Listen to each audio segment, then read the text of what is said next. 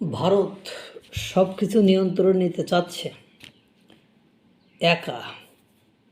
তাহলে বোঝেন কোন লেভেলে নিজেদেরকে নিয়ে যাওয়ার চেষ্টা করছে তারা। সকাল থেকে 12:30 পর্যন্ত ভারতের পশ্চিমবঙ্গের বিধানসভার নির্বাচনের ফলাফল দেখছিলাম। সেখানে বিজেপি অনেক এগিয়ে, টিএমসি থেকে বিজেপি অনেক এগিয়ে, মানে যোজন যতটি আসন হলে বিধানসভার জেতা যাবে তার চেয়ে বেশি এগিয়ে আছে বিজেপি। তাদের সারাদিন গণনা কাজ চলবে হয়তো বা। এখন কথা হলো, ভারত সব কিছু নিয়ন্ত্রণ নিতে চাচ্ছে একা কোন শক্তিতে? পাকিস্তান ও চীনকে টেক্কা দিতে বিশ্ব রাজনীতির দাবার বোর্ডের নতুন চাল দিচ্ছে মোদির ভারত।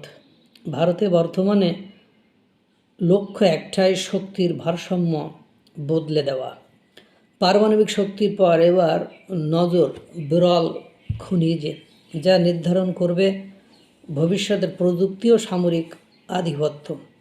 প্রতিবেশী পাকিস্তান এবং চির প্রতিদ্বন্দ্বী সুপার পাওয়ার চীনকে মোকাবেলা করতে তৈরি হচ্ছে নতুন কৌশল।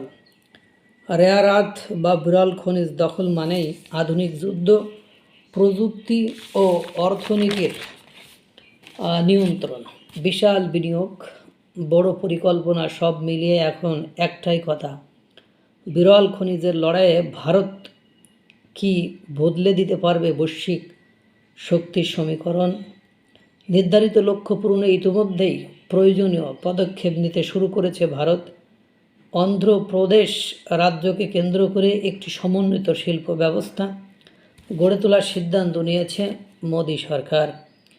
সেখানে একসঙ্গে পরিচালিত হবে বিরল খনিজ উত্তোলন, পরিশোধন, খনিজ পৃথকীকরণ এবং ধাতু উৎপাদন, এই সব ধরনের কাজ। একে করিডোর প্রকল্প হিসাবে অভিহিত করছে দেশটি, যার পেছনে $2 বিলিয়ন খরচ করতেও প্রস্তুত মোদী সরকার। টেক দুনিয়ায় নিজেদের অবস্থান পাকাপোক্ত করার মিশনে নেমেছে ভারত, আর এজন্যই রেয়ার আর্থের দিকে ঝুঁকছে দেশটি। উদ্যোগ সফল হলে দেশটির উচ্চ প্রযুক্তির ইলেকট্রনিক্স উৎপাদন বৃদ্ধি পাবে, যার মধ্যে অন্তর্ভুক্ত প্রতিরক্ষার মতো গুরুত্বপূর্ণ খাত। ভারত চাইছে বিরল খনিজের মাধ্যমে তাদের রাডার, ড্রোন, যুদ্ধবিমান এবং ক্ষেপণাস্ত্রের মতো সামরিক প্রযুক্তিকে আরও উন্নত করবে। তাছাড়া আধুনিক প্রযুক্তির জন্য খুবই গুরুত্বপূর্ণ রেয়ার আর্থ পার্মানেন্ট ম্যাগনেটও তৈরি হবে গৃহীত করিডোর প্রকল্পের মাধ্যমে। প্রকল্পটি বাস্তবায়িত হলে সৌর ও বায়ু বিদ্যুৎ সহ নবায়নযোগ্য খাতে আরও এক ধাপ এগিয়ে যাবে ভারত। দ্রুত বিকশিত হবে বৈদ্যুতিক গাড়ি শিল্প। অর্থনৈতিক লাভ এবং শিল্প বৃদ্ধির বিষয়টিও বিশেষভাবে বিবেচনা করেছে ভারত। প্রকল্পটি সাফল্য আসলে বিশ্বের অন্যতম বৃহত্তম জনবহুল দেশটির অভ্যন্তরে সৃষ্টি হবে নতুন শিল্প এবং কর্মসংস্থানের সুযোগ। সম্ভব হবে ব্যয় কমিয়ে উচ্চমূল্যের পণ্য দেশেই তৈরি করা। এতে করে আগের তুলনায় রপ্তানিও বৃদ্ধি পাবে অধিকাংশ। বর্তমানে আমেরিকাকে পাশ কাটিয়ে ভূ রাজনৈতিক কৌশলের মাধ্যমে স্ট্র্যাটেজিক পাওয়ার হিসাবে নিজেদেরকে তুলে ধরতে চাইছে ভারত। ভারতের লক্ষ্য হলো পার্শ্ববর্তী দেশ চীনের উপর নির্ভরশীলতা কমিয়ে আনা এবং দীর্ঘদিন ধরে চলা চীনের আধিপত্যে ভাঙন ধরানো। পাশাপাশি প্রতিদ্বন্দ্বী দেশগুলোর উপর চাপ বৃদ্ধি করতে সম্পূর্ণ উৎপাদন এবং সরবরাহ ব্যবস্থা গড়ে তোলার পদক্ষেপ গ্রহণ করছে ভারত। অর্থাৎ সামরিকের পরে কীভাবে রেয়ার আর্থ বিষয়টি সেটা দেখছেন, পাশাপাশি পাশাপাশি মানে প্রত্যেকটি সেক্টরে তারা প্রচুর পরিমাণ বিলিয়ন ডলার ইনভেস্ট করছে।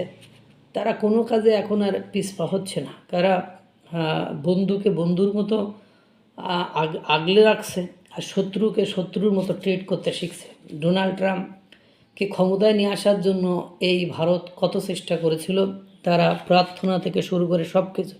সেই ডোনাল্ড ট্রাম্প যখন তাদের সাথে সম্পর্ক রাখতে চায়নি, তখন তাদের তো আর কিছু করার নেই। এখন তারা নিজেদের মতোই শুরু করেছে এবং তাদের যারা মিত্র অর্থাৎ বন্ধু হতে চায় তাদের সাথে বন্ধুত্ব রেখেই সামনের দিকে এগিয়ে যাচ্ছে। আল্লাহ তাআলা সকলকে ভালো রাখুক, সুস্থ রাখুক। আসসালামু আলাইকুম ওয়া রাহমাতুল্লাহ।